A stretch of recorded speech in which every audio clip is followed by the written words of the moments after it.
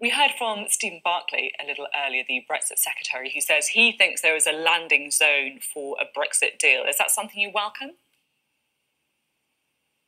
Well, I don't know what that is, because we are told that negotiations are underway and conversations are being had.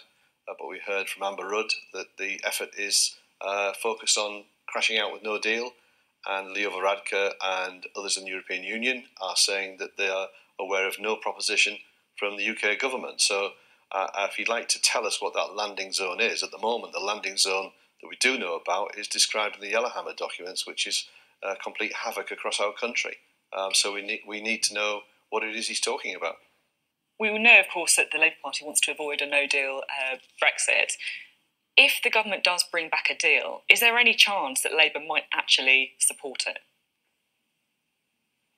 Well, I have to see what the deal is.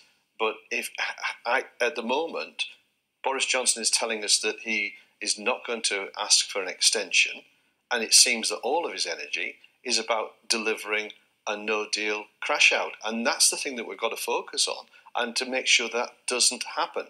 And we say, let's get that extension according to law, and we've got no confidence that he'll abide by the law, and that once we have that, let's have that general election, and we'll have a referendum. Our promise will be have a referendum in that, where the people decide on the future relationship with the European Union.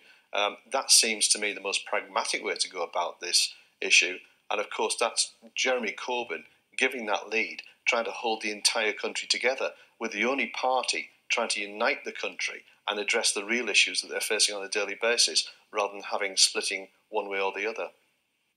Labour, of course, voted against an election when that was put to Parliament. So when do you want the election to be? I want us to have that election when we've got this whole issue of the crash out nailed down, and absolutely beyond doubt that we will not be crashing out without a deal on the 31st of October. And so we don't know that yet.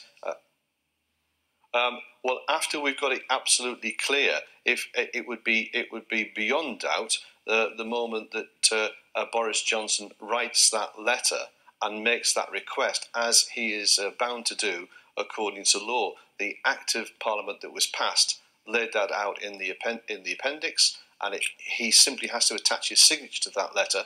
And if he does that, then we're in the business of moving on to a general election. And what if he doesn't? Because what he's saying at the minute is that no matter what happens, he's going to take the UK out of the EU by the 31st of October. Yeah. Well, there's already a petition to the Court of Sessions, and I think people are looking at the alternative ways to progress that. It would be an absolute parlous state of affairs if the Prime Minister of the United Kingdom decided that he wouldn't abide by the law of the land. We would be into a bind constitutionally if that was the case, and we'd have to have the ability to override that to make sure that the Prime Minister could not just simply ignore and disobey the law of the land. Now, I know that there's a disregard for our judges, and that worries me greatly, because we must always uphold the rule of law and the independence of the judiciary. But I strongly suspect that that will be one of the options for the judiciary to enter into the fray, and we'll have that decision made in any event. There may be other techniques as well, perhaps others signing that letter other than Boris Johnson, so he can satisfy himself that he hasn't asked for the extension, but it's been requested in any event, and the European Union have granted it. So there's many a twist here, Sophie, between now and the 31st of October. It does feel that whatever happens, a general election is going to happen sooner rather than later. In that election, people are going to want to know exactly what the Labour Party stands for. So members of your shadow cabinet have said you plan to renegotiate a deal and then put that deal back to the people in a second referendum. So in that referendum, would you campaign to leave or to remain? My personal view, I would do again what I did last time. I would campaign to remain. I would vote to remain. I just came away from a meeting in my locality with the chemicals and process industry, and I heard Steve Barclay talking about the continued investment in UK industry. I've got to tell him that there are really worrying signs that these businesses are poised to take their businesses elsewhere if they are facing tariffs of raw materials in and finished products out and delays to their systems. If those tanks drop, they'll talk about shutdowns. They're multinational companies. They will just relocate where they don't have to have those problems. And we know from our car factories that they're looking to build future lines elsewhere. Nissan have made their own announcements. So the effects will be catastrophic. So it's absolutely imperative that we do stop that. And that's what I'm saying, that my region in particular will be one of the hardest hit by a disruption from the European Union.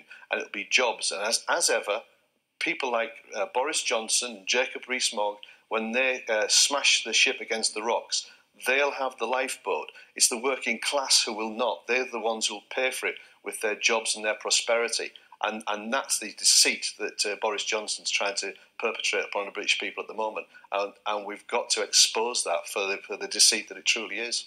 I'm just trying to get my head around what you said at the beginning of that answer, which is that the position is that you would try and renegotiate a deal, and then you say that you would then campaign to remain against the deal that you just negotiated.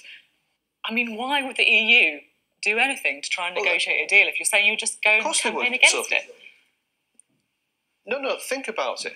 You know, if we're putting this back to the people, for them to make the decision, the option of leaving is available to them. It makes absolute sense to get the best possible deal that will be the least disruptive to our economy. But why should the EU give you that deal? Hang on. It's because it's in their interests too. But when you then just go and campaign against it? No. Listen, it's just if you've got the option to remain, that's straightforward. We know what that means. If we've got a credible deal, it means that we're trying to mitigate and minimise the impact of leaving the European Union. The European Union would want that. So should the UK. We should not be rushing headlong into a disruption from the EU and then suddenly throw ourselves into the arms of Donald Trump with all of the consequences of a trade deal that's going to totally and utterly favour the USA. When we have our conversations with the European Union, this isn't about the football match or who wins, who loses. This is about working with our partners to find the best possible relationship going forward. I'm of the view, and I've always been of the view, that remaining in the European Union is that better option. But we will put it back to the British people, and if they decide to leave, then of course it should be on terms that are going to protect our jobs, protect our economy, the environment, consumer rights, and the whole range of issues that we're so concerned about. That makes absolute sense, and it's a way of holding the entire nation together, and that's the path that we're going to follow.